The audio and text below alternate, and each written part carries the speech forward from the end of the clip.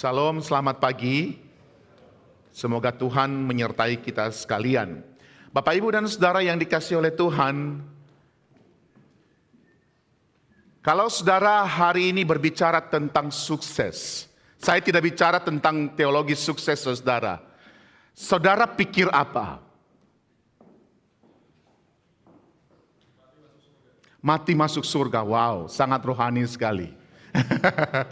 Iya dong. Mati masuk surga, hidup di dunia mau bagaimana pokoknya mati masuk, amin, amin ya. Saudara, bagi dunia hari ini bicara tentang sukses itu adalah sesuatu yang kita cari, bukan? Ketika Bapak Ibu dan Saudara, ketika kita semua datang ke Australia, apa impian kita? Oh, nggak ada impian, pokoknya datang aja. Better life. Tapi di balik itu kita kepengen sukses, bukan? Kita kepengen sesuatu yang lebih baik dari yang di belakang kita. Kita kepengen sesuatu hidup itu lebih sukses. Menariknya saudara, standar kesuksesan kita itu beda-beda. Iya enggak sih? Ketika saudara masih student, suksesnya saudara itu apa? Lulus. Sederhana sekali ya, pokoknya lulus dah. Yang penting lulus, dapat nilai bagus, udah aku sukses. Tapi setelah lulus, suksesnya kita berubah, bukan? Apa suksesnya kita ketika kita sudah umur 21 sampai 30 tahun? Kerja. Kalau bisa kerja dari pagi sampai pagi, enggak lah ya. Kerja dari jam 8 sampai jam 5 sore, aku mendapatkan pekerjaan yang baik, aku mendapatkan perusahaan yang baik, lalu aku mulai meniti karir, lalu aku mulai mempersiapkan hidupku supaya masa depanku lebih baik. Dan kita katakan kita sudah mulai sukses. Tetapi saudara, hidup itu terus berjalan, bukan? Hidup kita tidak cukup, kita tidak mau cukup umur hanya sampai 30 tahun. Ada yang cita-citanya, nanti ya kalau aku sudah umur 30 tahun, udahlah selesailah hidup ini. Enggak pernah kan? Semua kita menginginkan sesuatu yang berbeda. Lalu ketika kita umur 31 sampai 40 tahun, kita mulai mikir, bagaimana membangun hidup, bagaimana punya sesuatu yang aku bisa banggakan, yang orang bisa katakan, oh kamu adalah orang yang sukses. Aku punya sesuatu yang dimana orang bisa tahu, oh aku ada di Australia dan aku hidup sukses. Kita mulai membangun kehidupan kita supaya stabil. Itu suksesnya kita. Tapi coba saudara, ketika umur 40 tahun, suksesnya saudara itu apa? Mulai memikirkan, bagaimana nanti kalau aku pensiun? Bagaimana nanti kalau aku punya anak? Bagaimana nanti kalau aku punya segala macam perjalanan di depan yang aku tidak duga. Kita mulai mempersiapkan hidup kita dengan finansial yang mapan, bukan? Lalu kemudian kalau saudara sudah umur 50-60 tahun. Di antara kita ini banyak umur berapa? Saudara masih tahu umurnya berapa? Umur 17. Kayaknya kebalikannya deh kok. Umur 71, apa suksesnya kita saudara? Om-om, tante-tante, mikirin gak gimana aku dapat jati diri? Enggak kan ya? Tapi gimana aku hidup lebih tenang, hidup lebih stabil di masa tuaku. Saudara, standar kesuksesan kita itu beda-beda. Bahkan kalau saudara lebih emphasize lagi, suksesnya kita itu selalu beda-beda saudara.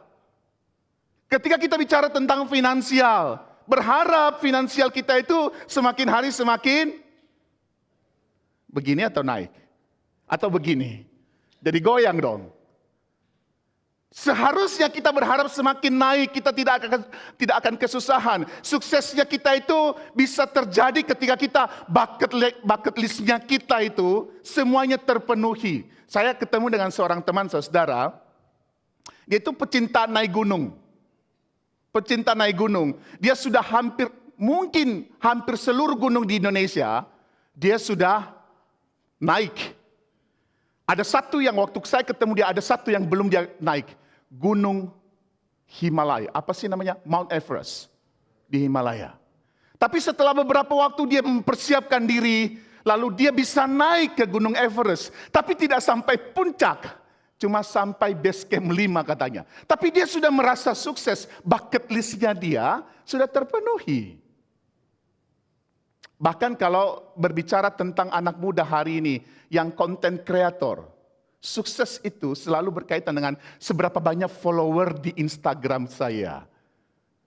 Seberapa banyak orang like saya punya video. Seberapa banyak orang like saya punya gambar yang saya post hari itu. Lalu kemudian kita merasa, oh aku sudah sukses. Seringkali Bapak Ibu dan Saudara, ukuran kesuksesan kita hari ini selalu diukur oleh apa? Aku puas. Selalu diukur oleh perasaan puas, perasaan senang kita setiap hari. Pertanyaannya, apakah seluruh hidup ini semuanya puas dan menyenangkan? Tidak, bukan. Sekalipun kita punya uang yang banyak dan kita pikir itu sebagai alat sukses dan kita senang. Tapi kan tidak selamanya membuat kita puas dan senang. Saya tidak mengatakan kepada Bapak Ibu dan Saudara bahwa tidak boleh punya bucket list. Tidak boleh punya followers. Tidak boleh punya uang banyak, enggak. Tapi kita harus redefine sukses itu dalam konteks kita hari ini. Apa itu sukses di dalam perspektif kita sebagai orang percaya? Ketika saudara punya segala macam harta dunia hari ini, puji Tuhan, tapi sukses itu apa bagi saudara? Ketika saudara bisa mengelilingi seluruh dunia, saya tahu jemaat IPC itu orang yang suka jalan-jalan. Kemarin ada yang cerita bisa 30 orang pergi naik cruise. Wow. Puji Tuhan kita bisa menikmati alam ini. Jalan-jalan ke berbagai negara. Puji Tuhan. Tapi sukses bagi saudara itu apa? Saudara, hari ini kita belajar dari apa? Yosua 15 supaya kita ngerti arti keberhasilan atau sukses di dalam perspektif orang percaya. Mari kita kuis sebentar. Minggu lalu kita bicara tentang apa? Karena backgroundnya ke sana. Apa minggu lalu? Hari ini tidak janji kopi atau saudara kalau saudara tahu ya. Minggu lalu apa? Menyeberangi, menyeberangi sungai Yordan. Kalau pada minggu lalu itu saudara kita bicara tentang persiapan menyeberangi sungai Yordan. Mereka bermalam di tepi sungai Yordan lalu Yosua mengatakan, hei bangsa Israel kumpulkan pasukan. Tapi tidak hanya itu saja, jaga jarak dengan nantinya dengan tabut perjanjian. Kenapa harus jaga jarak saudara? Saya coba cari. Kenapa harus 900 meter jarak antara tabut perjanjian dengan orang Israel? Supaya apa saudara? Supaya orang Israel itu bisa melihat dengan jelas karya Tuhan ketika Tuhan menghentikan sungai Yordan dari jauh. Mereka bisa tahu, oh begini loh cara kerjanya Tuhan. Lalu kemudian mereka harus menjaga kekudusan. Supaya apa? Supaya siap hati melihat karya Allah yang besar bagi Israel. Dan kemudian mereka menyeberang sungai Yordan. Dan setelah menyeberangi sungai Yordan, mereka ngambil apa? Berapa biji batunya? 12 batu. Sebagai apa? Peringatan bahwa orang Israel pernah menyeberangi sungai Yordan karena sungainya dikeringkan oleh Tuhan. Kisah itu berlanjut Bapak Ibu dan Saudara pada Yosua 5 ayat 1. Apa yang terjadi setelah peristiwa itu? Di dalam catatan Yosua saudara dikatakan, ketika semua orang Amori dan orang Kanaan mendengar bahwa Tuhan telah mengeringkan sungai Yordan. Saudara, takut gak sih kalau tiba-tiba ada satu bangsa lewat sungai kering? Takut dong, kenapa? Dari perspektif orang di sebelah barat sungai Yordan itu adalah benteng alami. Benteng alami yang selama ini tidak pernah ada sejarah bahwa ada militer, ada satu bangsa dari timur yang punya kekuatan untuk menghentikan bahkan untuk membangun jembatan. Tetapi sekarang ada Ada yang bisa melakukannya, bahkan bukan membangun jembatan, saudara. Menghentikan air sungai itu. Jadi orang Amori itu tahu, bahkan catatan Yosua mengatakan, yang mengeringkan itu ada tangan ilahi. Jadi lawan mereka sebenarnya bukan orang Israel, bukan? Lawan mereka bukan bangsa yang baru keluar dari tanah Mesir, mengembara 40 tahun di padang gurun. Lalu lawan mereka bukan itu. Lawan mereka itu siapa? Tangan ilahi. Maka saya ingin mengatakan, saudara, ketakutan bangsa Amori, ketakutan bangsa Kanaan, karena mengeringkan sungai Yordan merupakan awal kesuksesan bangsa Israel mengokupai tanah Kanaan. Artinya apa, saudara? Keberhasilan itu, sukses itu bukan bicara tentang aku. Bukan bicara tentang aku kuat. Bukan bicara tentang seberapa hebat militernya. Tapi bicara tentang apa? Tentang Tuhan. Maka saudara, ketika saudara punya harta dalam dunia hari ini, puji Tuhan. Tapi it's not about you. It's not about your ability. It's not about ourselves. Only because of our God. Amin. Saudara, keberpihakan Allah kepada Israel adalah awal kesuksesan mereka mengambil tanah Kanaan sebagai milik pusaka.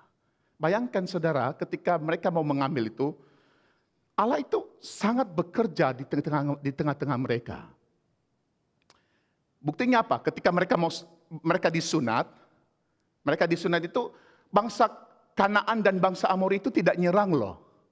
Coba bayangin, mereka lagi sakit. Saya lagi ngebayangin. Sorry, ini agak sedikit nakal. Siapa yang dulu sunat? Yang dulu sunat. Sakit gak? Sakit, saudara. Bayangkan pada masa itu, Tuhan itu menyuruh ambil apa? Batu. Buat siapa? Buat semua orang. Dipakai sunat satu-satu. Sakit, pasti sakit. Gak ada yang namanya apa? Ya itu namanya. Sakit gak saudara? Sakit. Tapi apa yang dilakukan oleh Tuhan? Tuhan itu tetap menjaga Israel. Dia tetap merangkul mereka. Bahkan saudara, Allah menunjukkan keberpihakannya kepada bangsa Israel. Di tengah-tengah mereka lagi sunat dan merayakan Paskah, Tuhan menunjukkan diri melalui malaikatnya. Aku panglima bala tentara Allah. Saudara yang dikasihi oleh Tuhan, maka saya kembali pada kesimpulannya. Sukses itu bukan tentang aku yang hebat. Bukan tentang aku yang kuat. Bukan tentang aku yang smart. Bukan tentang aku yang bisa memanage segala sesuatu. Melainkan tentang pribadi Allah yang terus bekerja di tengah-tengah umatnya. Amin. Sukses itu tentang pribadi Allah yang terus memberikan perlindungan kepada umatnya. Sukses itu adalah tentang pribadi Allah yang terus memberikan keyakinan untuk berjalan ke depan. Maka kalau saya sampai hari ini, kita berjalan sampai hari ini. Itu karena siapa? Karena Tuhan kita Yesus Kristus. Amin. Saudara, hal ini menjadi menarik ketika kita melihatnya di dalam perspektif perjanjian baru tentang keberpihakan Allah. Pada suatu kali, saudara, Paulus itu memberikan satu pesan kepada jemaat di Roma yang sedang ada di tengah-tengah perundungan, di tengah-tengah persekusi bangsa Roma atau kerajaan Roma. Lalu dia menuliskan catatannya kepada jemaat di Roma. Dia mengatakan, jika Allah di pihak kita, siapa yang dapat melawan kita? Indahlah ya. Jika Allah di pihak kita, siapa yang dapat melawan kita? Tidak ada. Bahkan di ayat 37 itu dia mengatakan, kita itu lebih dari pemenang. Kita lebih dari pemenang. Apa ya kata lebih dari pemenang? Di atas pemenang. Pemenang di atas pemenang. Jikalau apa? Allah di pihak kita. Maka saya ingin mengatakan begini saudara. Allah di pihak kita itu terjadi ketika kita mendapatkan jackpot ini. Ada yang suka jackpot? Oh enggak, di sini geleng-geleng, di luar. Oh, Tante Fona gak suka, puji Tuhan Tante Fona. Tapi di belakang sana itu ada yang begini. Masa gak suka jackpot sih? Saudara, jackpot kita itu dalam tanda petik adalah keputusan Allah turun menjadi manusia, menanggung kematian dan bangkit kembali, memberikan satu hal yang pasti. Allah berpihak kepada kita dan di dalamnya kita memperoleh kemenangan. Amin saudara. Saudaraku yang dikasihi oleh Tuhan, saya menemukan satu kisah tentang penyelamatan Matilda Campbell. Ada yang tahu cerita ini? Nggak tahu ya. Bacanya bukan berita sih. Bacanya WA doang. Nggak saudara, ini terjadi tahun 2024. Sekelompok anak muda bersama dengan Matilda Campbell ini jalan-jalan di Hunter Valley. Lalu mereka jalan-jalan di Hunter Valley, lalu kemudian mungkin karena anak muda lah ya, ambil handphone, lalu mau foto, tapi tiba-tiba handphonenya itu kayak jatuh gitu, lalu masuk ke dalam lubang. Masuk ke dalam lubang, apa yang harus dilakukan oleh anak muda biasanya? Ditinggalin aja itu handphone? Enggak dong. Lalu dia pergi ambil saudara, tetapi lubang itu ternyata licin, lalu dia masuk ke dalam. Terbalik, kakinya nyangkut di salah satu lubang itu, lalu kepala di bawah. Puji Tuhannya saudara, puji Tuhan ini anak bisa diselamatkan karena ada temannya nelpon rescuer, lalu datang. Tapi bukan perkara yang gampang untuk menyelamatkan dia. Dia diselamatkan, dia terbalik kepalanya selama 7 jam. Baru dia bisa keluar dari lubang itu. Apa yang ingin saya katakan dari cerita ini saudara? Kehidupan kita itu bukan bicara tentang kita, tapi ada penyelamat, bukan? Ketika saudara ada di sini, bukan bicara tentang ability-nya kita, tapi ada penyelamat kita. Siapa? Yesus Kristus. Maka untuk menikmati hasil yang Tuhan kasih kepada kita hari ini, ada 2 hal yang perlu kita lakukan. Pertama, orang percaya harus setia berjalan dalam janji dan rencana Allah. Itu yang dilakukan Israel.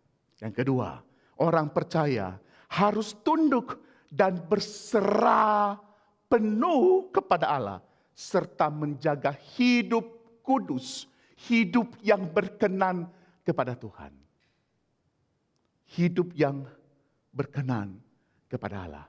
Itu cara kita menikmati karya Allah dalam hidup ini.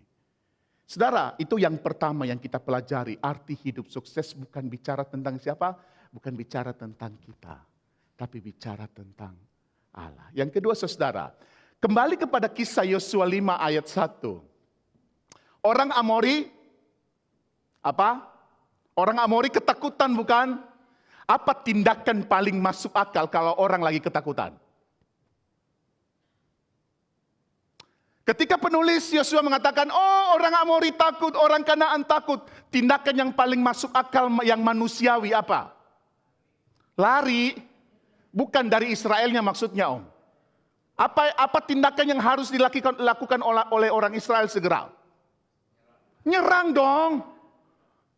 Harus nyerang. Orang takut, mari kita serang. Sama kayak kalau main di Australia itu, ada namanya NRL. Yang saya mulai suka itu. Kalau orang harus mengintimidasi supaya lawannya takut kan. Jadi kalau lawannya takut, yang harus dilakukan segera apa? Ambil pedang, ambil pasukan, bawa ke sana, mari kita selesaikan bangsa Amori. Rencana Tuhan tidak segampang itu. Dia suruh apa? Yosua, ambil batu. Lucu banget nih. Orang mau berperang tapi suruh ambil batu. Sunat mereka. Setelah sunat apa yang dilakukan? Mereka merayakan Paskah, bukan berperang. Kenapa bukan berperang, saudara? Karena sunat dan Paskah lebih penting daripada penyerangan kepada bangsa Amori. Sunat dan Paskah lebih penting daripada mengokupai tanah Kanaan. Kenapa, saudara? Sunat itu bicara tentang identitas bangsa Israel. Sunat itu bicara tentang identitas perjanjian dengan Abraham. Tidak hanya kayak disunat doang enggak, tapi bicara tentang sesuatu yang lebih dalam dari bangsa Israel. Sunat memberikan kepada mereka identitas. Maka saya ingin mengatakan, saudara, sukses itu ketika saudara dan saya tahu identitas kita. Kita itu siapa? Saya agak sedikit nakal, saudara. Sunat itu tidak hanya bicara tentang waktu sunat loh, tapi bicara masa depan. Saudara, gini deh. Saudara, kalau orang Indonesia punya tanda ini enggak?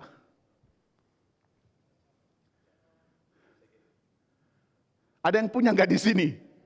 Ada ya? Saudara nggak perlu buka di sini, nggak perlu. Nanti pulang rumah liatin, ada nggak ya? Apa tandanya, saudara? Saudara sudah divaksin, saudara at least tahan pada cacar atau tuberkulosis. Ya, whatever it is, pokoknya kita divaksin. Kalau lihat kan, oh aku divaksin, oh aku bisa bebas dari penyakit ini, oh aku sudah diproteksi. Sunat, saudara, bicara tentang itu. Bicara tentang identitas mereka yang tidak hanya identitas pada masa itu, tapi pada masa yang akan datang. Saya sedikit nakal, saudara. Tiap kali orang Israel itu karena mereka sudah disunat, mereka selalu lihat, oh aku umat Allah. Ngerti lah ya. Tiap kali dia pergi ke kamar mandi, kalau ada kamar mandi, di dalam rumah dia buka, dia punya baju, lalu dia, oh aku umat Allah. Mengerti maksud saya ya? Saya tidak perlu jelasin secara vulgarkan ya. Tiap kali pergi kemana gitu, oh aku umat Allah. Itu mengingatkan mereka terus menerus tentang identitas mereka. Maka seharusnya ketika identitas itu melekat pada diri mereka, mereka hidup tidak boleh sembarangan. Mereka hidup harus menunjukkan tentang Tuhan. Menunjukkan identitas tentang Allah. Identitas itu, saudara, meninggalkan luka bukan, meninggalkan bekas luka. Dan hal ini menjadi menarik, saudara, ketika kita melihatnya di dalam perjanjian baru. Paulus mengatakan bahwa sunat kita bukan lagi sunat Yahudi, tapi sunat di dalam hati. Pertanyaannya buat saya dan saudara hari ini, apa luka, apa scars yang tertinggal dari sunat itu? Ketika kita merasa kita sudah menyunat hati kita, apa tanda yang aku bisa lihat? Apa tanda yang orang lain bisa lihat? Aku sudah disunat. Kenapa? Cara hidup baik. Maka saya ingin mengatakan begini, saudara.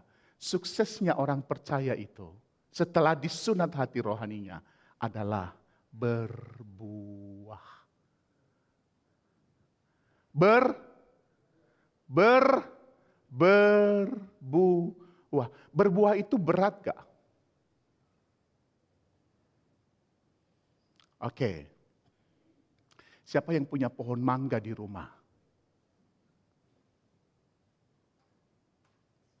Oh, kelihatan sekali kita bukan petani ya. Siapa yang suka nanam-nanam di rumah yang ada buahnya? Cabe. Cabe. Kelihatan sekali ya Tante Citra tukang masak. Ya oke, mari kita lihat pohon cabai. Saudara, pohon cabai itu kalau berbuah, dia berat gak? Berat loh. Pasti dia akan nundukkan berat. Kenapa? Buahnya berat. Apalagi kalau pohon mangga, saudara. Semakin banyak buahnya, semakin berat rantingnya menahan buah itu. Sama halnya dalam hidup kita, saudara. Sunat rohani itu ditunjukkan melalui berbuah. Tapi ingat baik-baik, buah itu berat buat kita. Yang kedua, saudara, mereka merayakan Paskah. Kok pesta sih? Pesta itu, saudara, bukan hanya menunjukkan siapa mereka berpesta atau ada sesuatu yang mereka rayakan, enggak. Itu mengingatkan mereka masa lalu mereka di mana? Di Mesir. Yang membebaskan kalian dari Mesir itu bukan kalian, tapi Tuhan yang melakukan pekerjaan besar untuk bangsa Israel.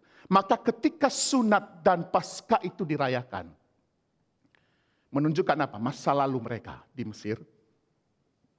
Yang kedua, masa sekarang, mereka yang sudah yang dipulihkan dan masuk ke tanah perjanjian. Dan yang ketiga, masa depan sebagai identitas tadi dalam sunat, masa depan bahwa Tuhan bersama dengan mereka untuk mengambil tanah Kanaan. Saudaraku yang dikasihi oleh Tuhan, apa poinnya bagi kita hari ini? Maka saya ingin mengatakan, sukses yang sejati bagi orang percaya adalah ketika orang percaya itu tahu siapa kita. Siapa diri kita. Istilahnya saudara, tahu diri. Siapa saudara hari ini? Siapa saudara? Saya Melki, saya anak Tuhan, dan itu harus berbuah. Sukses sejati itu ketika orang percaya mengenal siapa diri, dan dari pengenalan itu menghasilkan buah yang banyak. Kiranya Tuhan memberkati kita semua. Amin. Mari kita berdoa. Tuhan, kami bersyukur untuk firman-Mu hari ini. Kami tahu Tuhan, seringkali kami lupa bahwa hidup kami ini ada karena Tuhan. Kami seringkali sombong dan mengatakan, oh kami hebat, kami kuat. Dan seringkali mengabaikan keberadaan Tuhan dalam hidup kami. Sedangkan Tuhan sendiri telah bekerja jauh sebelum kami memikirkan Tuhan. Kami berterima kasih keberpihakan-Mu kepada kami, Tuhan. Kami berterima kasih untuk karya-Mu kepada kami. Dan kiranya Engkau menolong kami untuk mengerjakan hidup kami di dalam Engkau. Terutama Tuhan, kami seringkali lupa pada identitas kami yang telah dipulihkan oleh Yesus Kristus. Yang telah disunat hatinya oleh Yesus Kristus. Yang telah merayakan kemenangan di dalam Paskah melalui kebangkitan-Mu. Tuhan tolong kami. Biarlah identitas itu terus melekat. Terus bersama dengan kami di waktu-waktu yang akan datang. Hamba-Mu selesai berbicara ya Tuhan. Tapi biarlah firman-Mu terus berbicara pada setiap kami setiap hari. Di dalam nama Yesus kami berdoa. Amin.